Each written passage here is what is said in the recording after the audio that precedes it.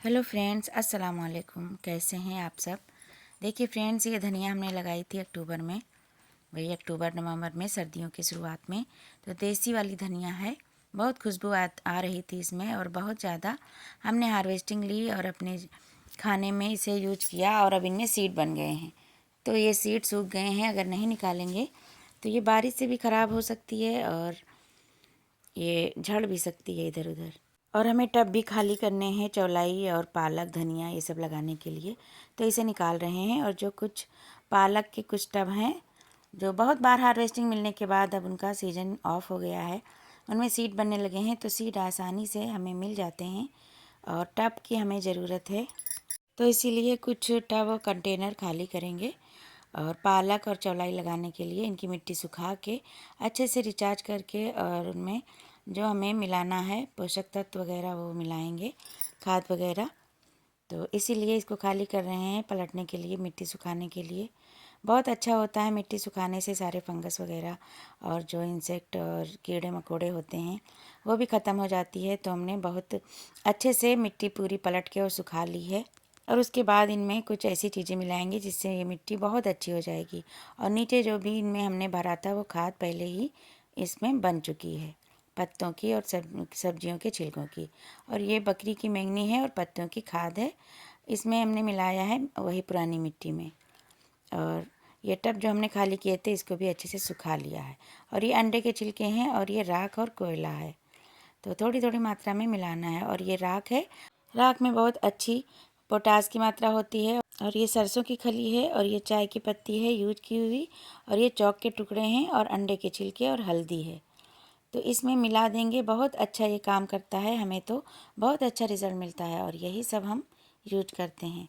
इससे हमें बहुत अच्छे से सब्जियां भी मिलती हैं और हमारे गार्डन में हमेशा फूल भी खिले रहते हैं।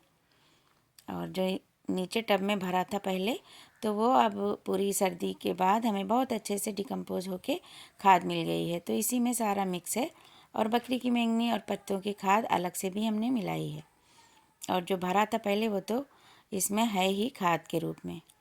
तो बहुत अच्छी मिट्टी है, देख सकते हैं आप लोग कितनी भुरभुरी है। इसमें अब सैंड मिलाने की ज़रूरत नहीं है, बालू पहले ही इसमें ज़्यादा मात्रा में है क्योंकि बहुत अच्छी भुरभुरी मिट्टी है। तो टब जो हमने खाली किया था उसे भी धूप लगा लिया था, तो उसमें नीचे पॉली बैग ऐसे बिछा के, कपड़े का पॉली बैग है ये, तो इसमें सारा गार्डन वेस्ट हम भर देंगे और जो किचन का वेस्ट है वो भी भरेंगे। तो दोनों मिक्स करके और नीचे भर देंगे और इनमें हम चौलाई और पालक लगाएंगे। तो नीचे ये लौकी की बेल थोड़ी बच गई थी, इसको भी इसमें डाल दिया है। तो बहुत अच्छी खाद भी बन जाती है, हमारे प्लांट बहुत अच्छे से चलते हैं। और हम ना ही कोई ऊपर से ज़्यादा खाद देते हैं बाज़ार से, मार्केट से ख़रीद के, और ना ही हम इसमें इंसेक्टिसाइड का स्प्रे करते हैं। कुछ भी नहीं करना पड़ता है, जो इतने अच्छे से हमारी मिट्टी बन के रेडी हो जाती है। तो नीचे सारे पत्ते, गार्डन का वेस्ट और ये सब्जियों के छिलके, चुकंदर, प्याज वगैरह, और जो दाल हमारी ख़राब हो जाती कभी कभी, तो उनको भी हम इसमें डाल सकते हैं। चना, मटर या किसी भी तरह की दाल, चावल भी डाल सकते हैं। कुछ भी ख़राब हो जाए या बेसन, तो इधर उधर फेंकने से अच्छा है हम अपने प्लांटर में ही नीचे भर दें, ग्रो बैग में। बहुत अच्छा होता है ये, हमें तो बहुत अच्छा रिज़ल्ट मिलता है। आप लोगों से शेयर भी करते रहते हैं। तो ऐसे ही हम भरते हैं सारे टब और सारे गमले, ग्रो बैग और मछली वाला कंटेनर। अभी जल्दी ही आप लोगों से शेयर किया है, भर के दिखाया है और फिर से भर रहे थे तो सोचा आप लोगों से शेयर करें। तो मिट्टी बहुत अच्छी हमारी बन के रेडी है और टब वगैरह और हम गमले हमने भर के रख लिए हैं अच्छे से, और कई दिन पहले से ही हमने भर के रख लिए। और पानी अच्छे से डाल देना है, खूब अच्छी तरीके से पानी हम डाल देंगे, मिट्टी हमारी नीचे बैठ जाएगी और बहुत अच्छी मॉइस्ट मिट्टी हो जाएगी। तब हम इसमें सीड डालेंगे। तो सीड हमने मार्केट से मंगा के रख लिए थे, और जब हमें लगाना हुआ तो जो और कंटेनर खाली हुए, ये सूटकेस है, तो उसको भी रेडी कर रहे हैं धूप दिखा के। उसमें हल्दी और ये राख डाल रहे हैं, इससे बहुत अच्छे हमें रिज़ल्ट मिलते हैं। आप लोग देखते ही हैं कितनी अच्छी सब्जियां हमें मिलती रहती हैं। कितने बड़े बड़े सलजम, मूली, चुकंदर और गोभी कितनी ज़्यादा हार्वेस्ट की है हमने। पूरी सर्दी हमें बहुत अच्छी सब्जी मिलती रही है। तो हमें तो हल्दी और राख से बहुत फ़ायदा मिलता है। तो ये सारी चीज़ें मिला के और अच्छे से हम इसकी गुड़ाई कर देंगे, क्योंकि कई दिन से इन्हें हमने भर के रख दिया था पानी डाल के। और मिट्टी मॉइस्ट करके ही सीड लगाएं, बहुत अच्छा रिज़ल्ट मिलता है। और ये चौलाई है, तो चौलाई की सीड बहुत बारीक से काले काले से होते हैं। एक बार डाल देंगे तो ये इतने अच्छे से हार्वेस्टिंग देगी, कई बार हमें हार्वेस्टिंग मिलती रहेगी और गर्मियों में हरी सब्जी हमें मिलती रहेगी। तो चौलाई बहुत आसानी से लगने वाली ये सब्जी है, इसे ज़रूर लगाएं। तो बहुत अच्छी, टेस्टी और हेल्दी भी होती है। इससे बहुत कैल्शियम की मात्रा हमें बहुत अच्छी मिलती है जब हम साग वगैरह बनाते हैं चौलाई के। तो चौलाई के सीड बहुत बारीक से होते हैं, दूर दूर ऐसे डालना होता है और हल्की मिट्टी ऊपर से डाल दें या फिर ऐसे ही मिक्स कर दें हाथ से। तो 2 टब में हमने डाले हैं इसके सीड, 2 या 3 में हमने डाले हैं शायद। तो बहुत अच्छे से हमें ऐसे हल्के हाथों से दबा भी देना है।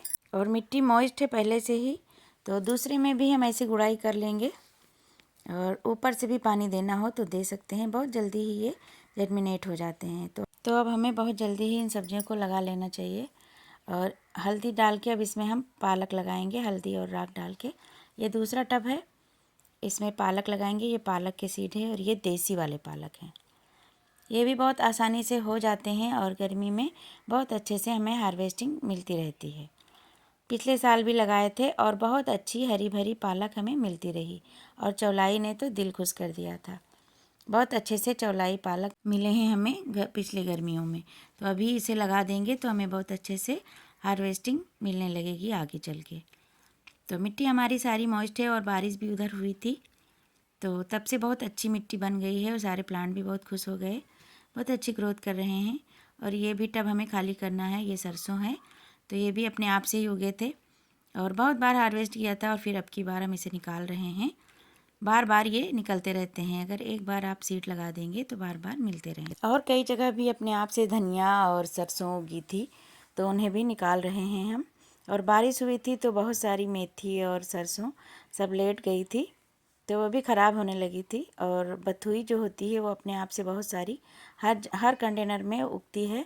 और देखिए इसमें सीड भी बन रही है, बहुत बड़ी बड़ी हो गई हैं बथुई, तो इसे बथुआ भी कहते हैं।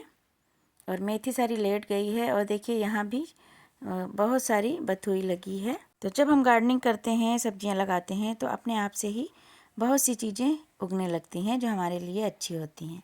और जब जिसका मौसम होता है तो बहुत अच्छे से चलती हैं सब्जियां। और जो मौसम चला जाता है तो बेशक कुदरत ने बहुत अच्छा इंतज़ाम किया है। जिसका मौसम चला जाता है तो उनमें पत्तियों में अपने आप से फंगस वगैरह, कीड़े वगैरह लगने लगते हैं, वो फिर सही नहीं रह पाते। तो ऐसे ही सरसों बहुत सारी हर टब में उगी थी। हम सोच रहे थे इसे हार्वेस्ट करेंगे, सब्जी बनाएंगे, लेकिन काफ़ी टाइम हो गया तो ये बड़ी बड़ी हो गई और इनमें फंगस की तरह हमें दिखा। जब हमने सोचा लाओ हार्वेस्ट करें, सब्जी बनाएं, तो ये सही नहीं है क्योंकि इनका टाइम ख़त्म हो गया है। तो इसीलिए एक सीज़न के बाद दूसरा सीज़न आता है और एक सब्जियों के बाद हमें दूसरी सब्जियां लगानी होती हैं और मिट्टी तैयार करनी होती है। तो यही सब गार्डन में बहुत सारे काम हैं।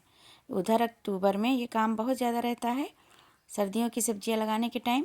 और इधर गर्मियों में भी, जब गर्मियों की शुरुआत होती है वही फरवरी से, तब भी बहुत ज़्यादा काम होता है।